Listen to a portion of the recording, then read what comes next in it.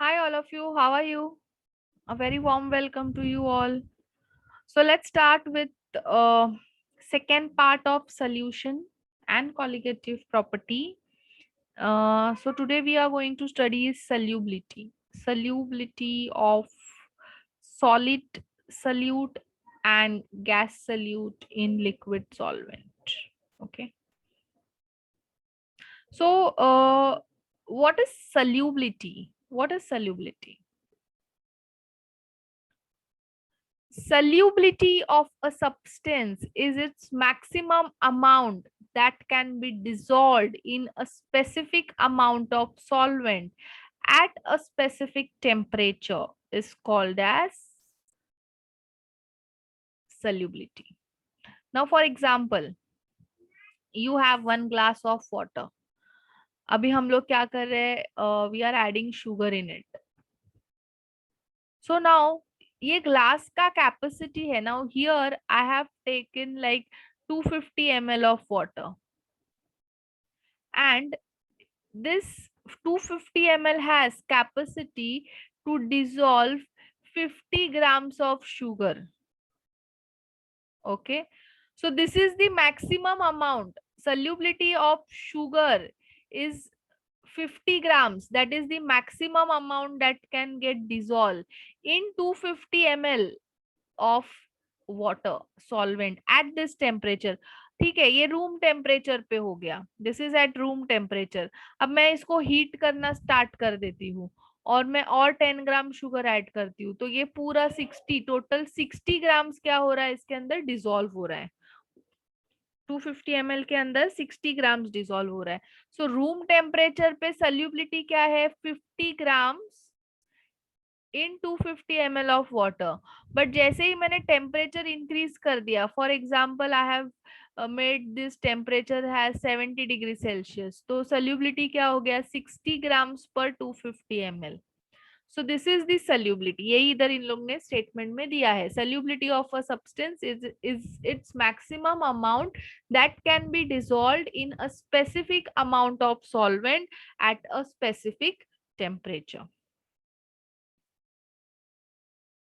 Now, what are the factors affecting solubility? That is the temperature, जैसे अभी मैंने explain किया, and also pressure. So, half pressure this will do in further video.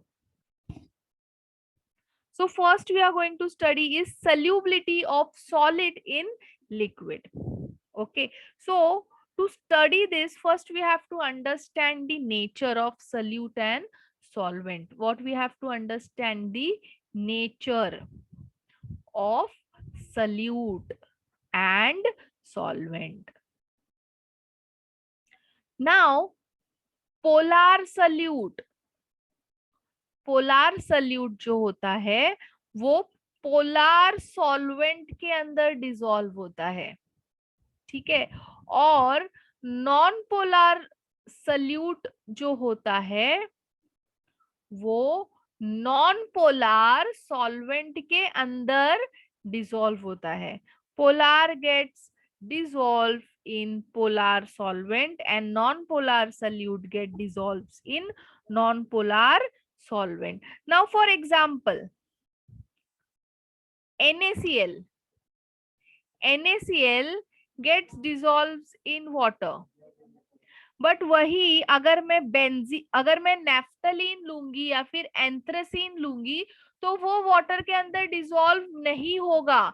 That is because anthracene हो या naphthalene हो, they are non polar solute. तो अगर मैं एंथ्रासीन लेती हूँ, if I am taking anthracene or if I am taking naphthalene, they are getting dissolved in benzene. क्यों? क्योंकि ये भी नॉन पोलर है, बेंजीन भी नॉन पोलर है. तो वैसे ही अगर मैंने NaCl ले लिया या फिर दूसरा कोई सॉल्ट ले लिया, CaCl2 ले लिया, MgCl2 ले लिया, NaF ले लिया, this all salts are polar in nature and that's why they get dissolves in polar solvent water. But यहाँ पे तुम लोग अभी मुझे बोलोगे कि अल्कोहल भी तो डिसॉल्व होता है वाटर में, शुगर भी वाटर के अंदर डिसॉल्व होता है. So that is because water जो है वो यूनिवर्सल सॉल्वेंट है. मीन्स पोलार सल्यूट्स तो डिसॉल्व होते ही है इसके अंदर, बट कुछ नॉन पोलार सल्यूट भी डिसॉल्व होते हैं, that is because of hydrogen bonding. अभी शुगर है, शुगर ले लो या फिर इथेनॉल ले लो, एल्कोहल ले लो, they can get dissolved in water because they have tendency to make hydrogen bonding with water। इन लोग क्या करते हैं, वाटर के साथ में हाइड्रोजन बॉन्डिंग करते हैं। शुगर के अंदर ऑक्सीजन है, इथेनॉल के अंदर ऑक्सीजन है, ये ऑक्सीजन क्या करता है, हाइड्रोजन के साथ में, वाटर के हाइड्रोजन के साथ में हाइड्रोजन बॉन्डिंग करता है, and that's why it get dissolves in water. But anthracene और नेफ्थलीन वाटर के साथ में बॉन्ड्स नहीं कर सकते हैं, कोई भी टाइप का बॉन्डिंग वाटर के साथ नहीं कर सकते हैं, and that's why they are insoluble in water. So every solid is not getting dissolved in liquid, so solubility जो है solid का in liquid में, it will depend on their nature। so what nature? polar, polar dissolve करते हैं, non polar, non polar dissolve करते हैं, but there are some exceptional cases for water because water is universal solvent, उसके अंदर polar तो करते ही है, but कुछ नॉन पोलर सल्यूट भी डिसॉल्व करते हैं, that is because of tendency to form hydrogen bonding. Now for solubility to get solid dissolve in liquid, क्या होता है, how? Now for example if we take NaCl, तो NaCl सबसे पहले क्या करता है, Na प्लस और Cl माइनस में डिसोसिएट करता है, फिर ये Na प्लस क्या हो जाएगा, वाटर से सराउंड हो जाएगा, Cl माइनस क्या हो जाएगा, वाटर से सराउंड हो जाएगा, and it will undergo hydration. अभी उन लोग हाइड्रेशन अंडरगो किए मीन्स वो क्या हो गए, सल्यूबल हो गए। ओके, सो जैसे जैसे NaCl वाटर के अंदर डिसॉल्व होते जाएगा होते जाएगा होते जाएगा, तो क्या होगा, सोल्यूशन का कॉन्सेंट्रेशन क्या होगा, इंक्रीज होगा। So when solute dissolves in solvent, concentration of solution increases and that is known as dissolution। क्या बोलते हैं इसको, डिसोल्यूशन बोलते हैं। अब डिसोल्यूशन का अपोजिट होता है क्रिस्टलाइजेशन। डिसोल्यूशन का अपोजिट क्या है, क्रिस्टलाइजेशन। मींस जब भी सल्यूट सॉल्वेंट के अंदर डिसॉल्व नहीं होता है, it is thrown out from the solution, it undergo crystallization. क्या होता है, अंडरगो क्रिस्टलाइजेशन। मींस सल्यूट है, सॉल्वेंट है, when they dissolves with each other there is a dissolution। okay? और अपने को सॉल्यूशन मिलता है, एंड सॉल्यूशन अगर सल्यूट को वापस से बाहर फेंकता है, मींस दे सॉल्यूशन अगर सल्यूट को सॉल्वेंट में से बाहर निकाल देता है, तो क्या होता है, क्रिस्टलाइजेशन होता है। And when the rate of dissolution and crystallization becomes same, it attains the equilibrium। rate of dissolution becomes equal to rate of crystallization, क्या आता है, equilibrium is attained, and when equilibrium is attained solution becomes saturated solution। क्या बन जाता है, solution saturated solution बन जाता है।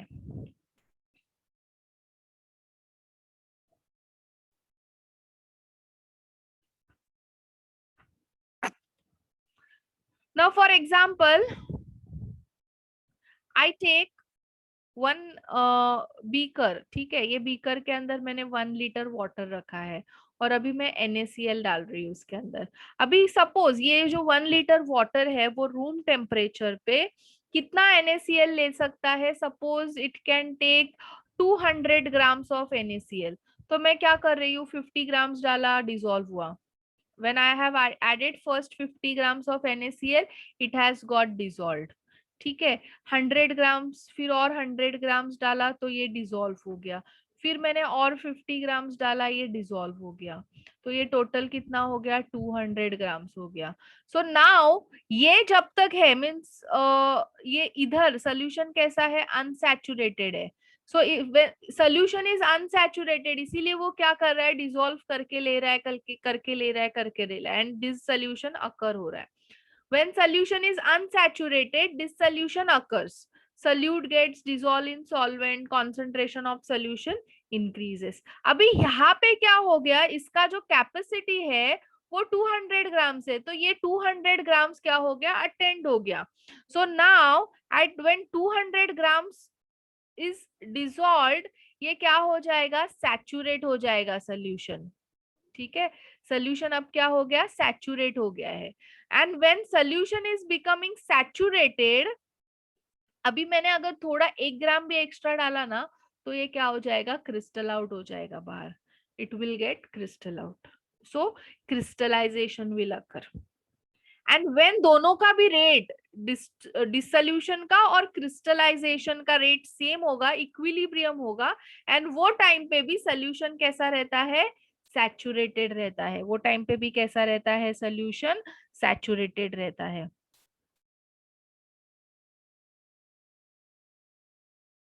So all of you, we have studied what are the so अभी हम लोग ने क्या स्टडी किया, what are the factors by which solid gets dissolved in liquid, that is the nature of solute and solvent.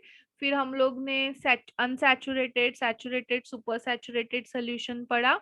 Now other than nature of solute and solvent, there is two more factors जो अभी मैंने previously तुम लोग को बताए थे, which affects the solubility, that is the temperature and pressure. So ये अभी हम लोग ये factors study करते हैं next slide में. So now you can see here effect of temperature. So now for effect of temperature, I have shown here one graph, solubility versus temperature. So now you can see here the salts like KNO3, NaNO3, NaBr, KBr, ये highly soluble है. Temperature देखो increase हो रहा है, तो इनका सल्यूबिलिटी भी जो है ये क्या हो रहा है, इंक्रीज हो रहा है. When temperature is increasing, solubility is also increasing. Okay, so ये actually होता क्या है, अभी जैसे KNO3 है, KNO3 का जो डिसोसिएशन है, it is an endothermic reaction. ये कैसा है, this is an endothermic reaction. इसका डिसोसिएशन कैसा है, एंडोथर्मिक है नेचर में. अभी मुझे बताओ,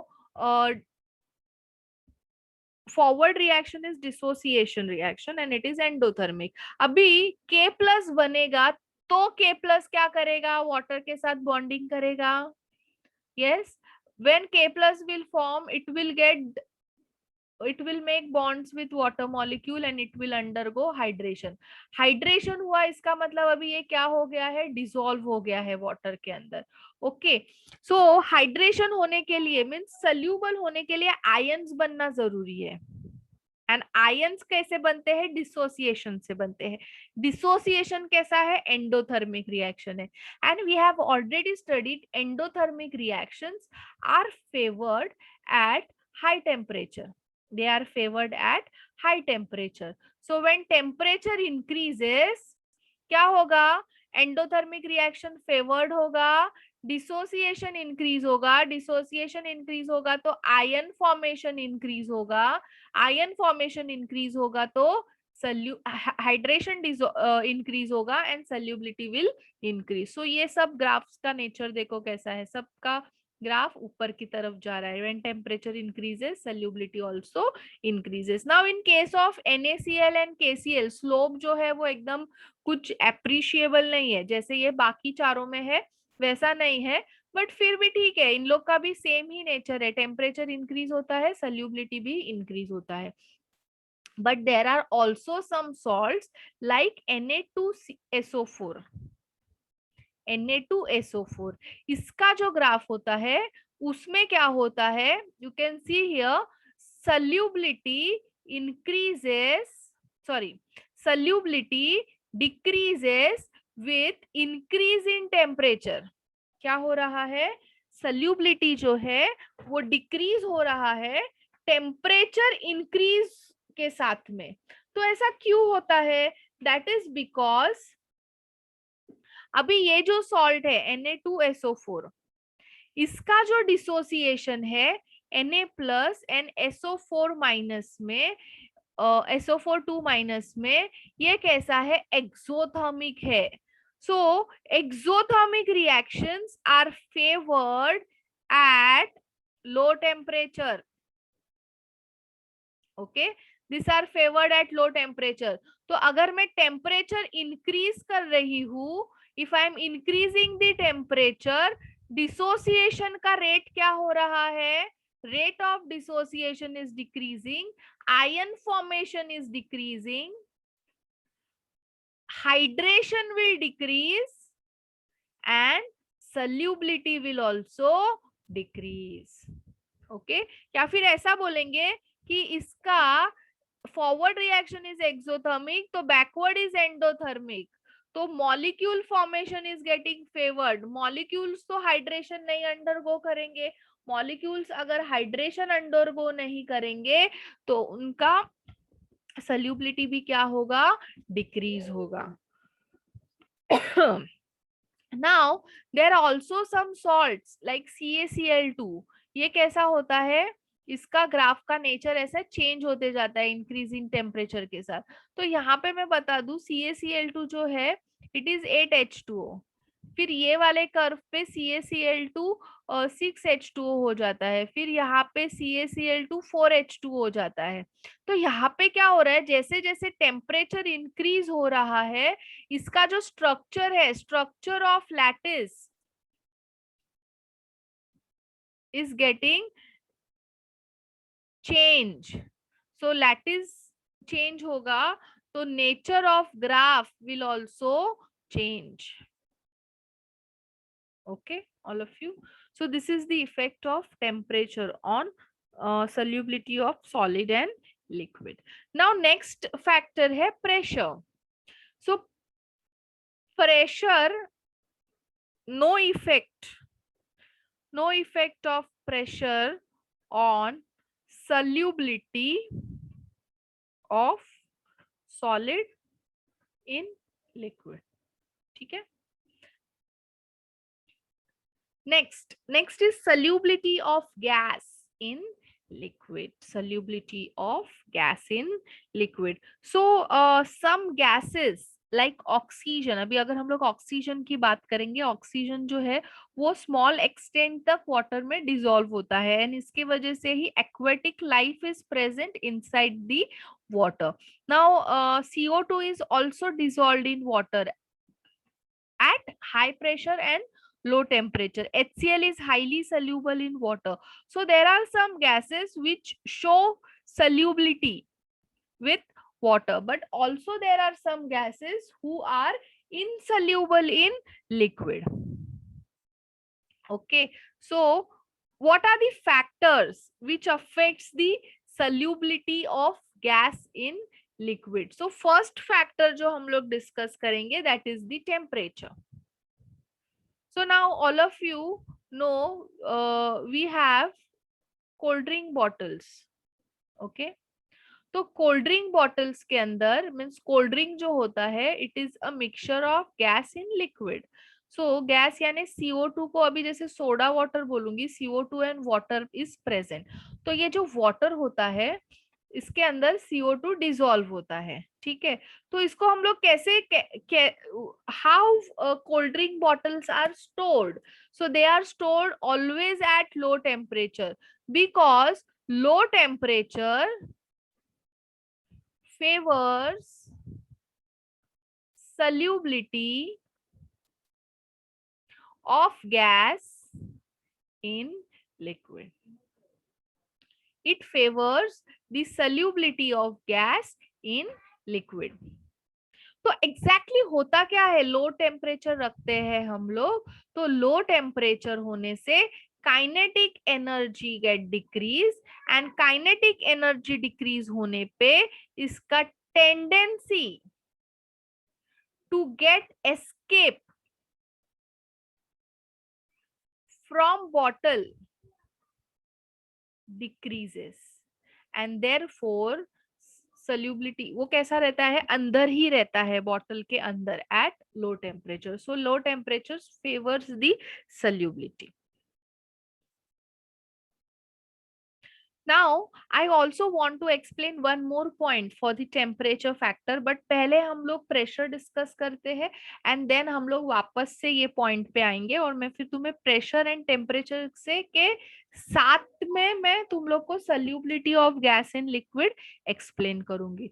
सो now next is Henry's law. अभी ये हेनरीज जो है, हेनरी ने क्या किया है, रिलेशन दिया है. Henry has given the relation between the pressure and solubility of gas in liquid. Okay, so Henry ने क्या बताया, प्रेशर जो है वो डायरेक्टली प्रोपोर्शनल है सल्यूबिलिटी को. Pressure is directly proportional to solubility of gas at constant temperature. So statement क्या है? You can refer the NCERT also for the statement. The solubility of a gas in liquid is directly proportional to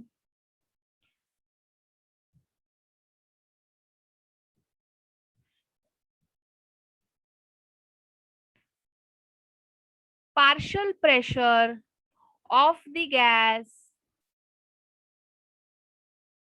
present above the surface of liquid or solution. Okay, now Henry ने ये एक statement दिया and then उसके बाद by using Dalton's law of partial pressure उसने और एक statement दिया, that is the mole fraction of gas in solution is proportional to partial pressure of gas over the solution. क्या बताया उसने, मोल फ्रैक्शन, ये फर्स्ट स्टेटमेंट है and this is the second statement was developed by Henrys by using Dalton's law of partial pressure, that is the mole fraction of a gas in the solution is proportional to partial pressure of gas over the solution. Okay, so P is directly proportional to X.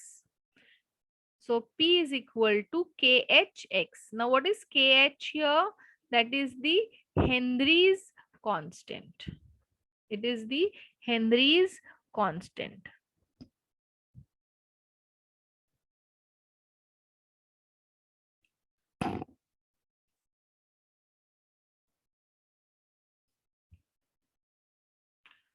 Now if you have a cold drink, अभी हम लोग दोनों भी factors discuss करते हैं. Now you have a cold drink bottle. So cold drink bottle हमेशा sealed होता है. It is always sealed. So sealed क्यों होता है? Because sealing increases the pressure. Increase क्या करता है? Pressure को increase करता है. And they are always stored at low temperature. So यहाँ पे क्या होगा, वाटर है और इधर क्या है, CO2 के मॉलिक्यूल्स इज देयर. ठीक है, so when we decrease the temperature, so decrease the temperature क्या होता है, काइनेटिक एनर्जी डिक्रीज हो जाता है एंड CO2 जो है गैस वो क्या हो जाता है, लिक्विड में कन्वर्ट हो जाता है, means it gets condense. And since it is getting convert to liquid, इसका tendency to get escape from bottle, tendency to escape from bottle decreases. Okay, and when we increase the pressure, pressure increase करने पे क्या हो जाता है, means condensation होने के लिए डिक्रीज ऑफ प्रेशर इज तो इम्पोर्टेंट तो है ही, but there should be temperature तो कम होना ही चाहिए कंडेंसेशन के लिए, बट कंडेंसेशन होने के लिए pressure should be also more. So when we give the pressure, CO2 gas जो गैस फेज में है, वो प्रेशर से क्या हो जाता है, वो लिक्विड फेज में आ जाता है, and then that CO2 liquid gets soluble in water.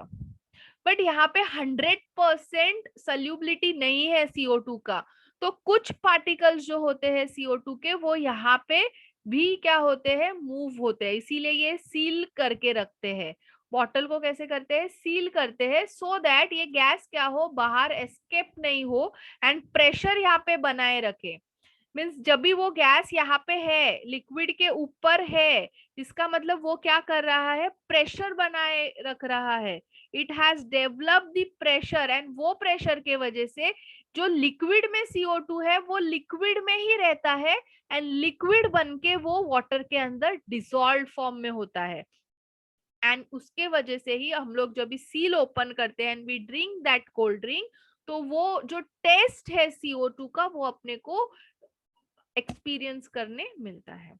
Okay, so for dissolution of gas in liquid there are the two factors which affect, that is the low temperature and high pressure. When we decrease the temperature, kinetic energy is decreased, and when we increase the pressure, the attraction between the molecules increase, and इसके वजह से CO2 जो है वो liquid में convert हो जाता है, and when it gets liquid में converted, तो वो क्या हो जाता है, वाटर के अंदर डिसॉल्व हो जाता है. बट 100% कन्वर्जन लिक्विड में नहीं होता है, इसका कुछ अमाउंट जो है वो सरफेस के, लिक्विड के सरफेस के ऊपर बॉटल के अंदर होता है, जो क्या करता है, प्रेशर बिल्टअप करता है, जिसके वजह से जो लिक्विड में CO2 है वो लिक्विड में ही रहता है, and it is in soluble form.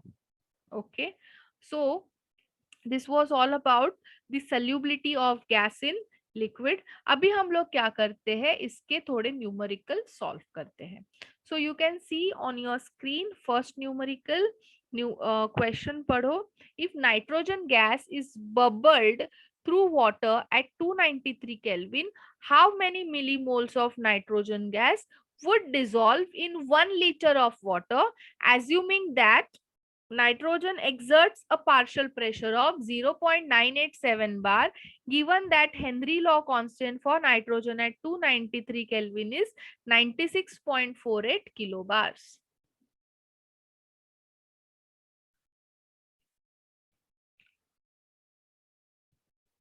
So अपने को कैलकुलेट क्या करना है, how many millimoles of nitrogen is dissolved in 1 litre of water.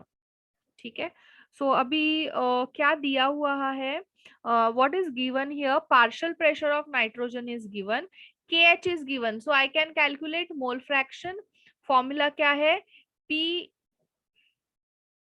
is equal to KH into X.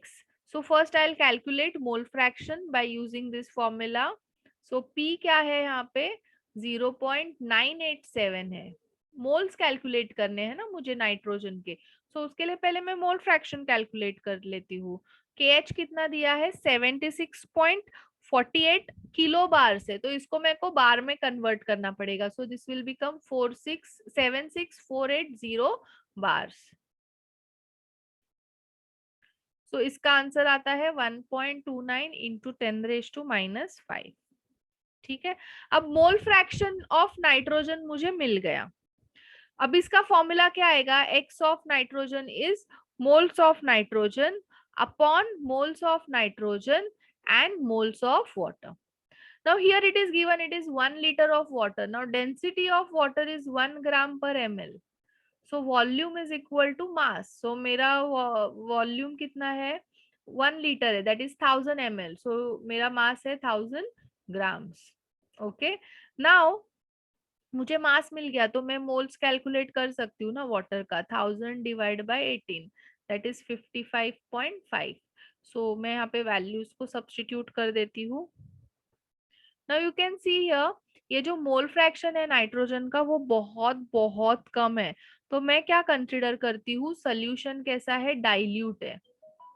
Okay, so dilute है यानी moles of water are very very larger than that of moles of nitrogen. So मैं इसको ये जो mole fraction है, तो उसको मैं कैसे लिखूंगी, एन ऑफ नाइट्रोजन, तो ये निग्लेक्ट हो जाएगा, means this is very small ना, so n upon H2O plus n of nitrogen that is equal to approx equal to moles of water only. Means nitrogen के मोल्स इतने छोटे हैं कि उसको वाटर के साथ ऐड करेंगे तो कुछ ज्यादा फर्क नहीं पड़ता है। Now this is 1.29 into 10⁻⁻5 moles of nitrogen upon this is 55.5। सो कितना आएगा, इसको मल्टीप्लाई करो और मुझे मेरे साथ आंसर चेक करो तुम लोग का। So this will come 7.16 into 10⁻⁻4 moles. ठीक है, बट यहाँ पे इन लोग ने क्या बोला है, मिलीमोल्स कैलकुलेट करने बोला है।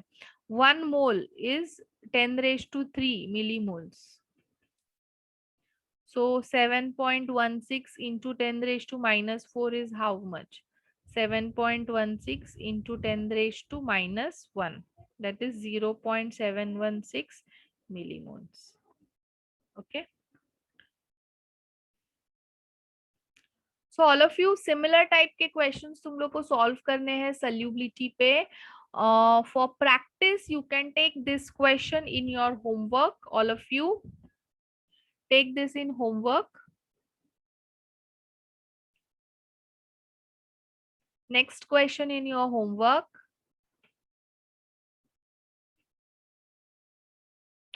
डोंट वरी, अगर तुम लोग को नहीं आएगा करने के लिए, I am going to solve next question in your homework. So total मैंने एक सॉल्व किया है and I have given you 3 questions in homework. So you have to do this 3 questions in homework. Whatever I have taught you regarding this solubility, you have to read it and come from NCERT. I will ask questions on this.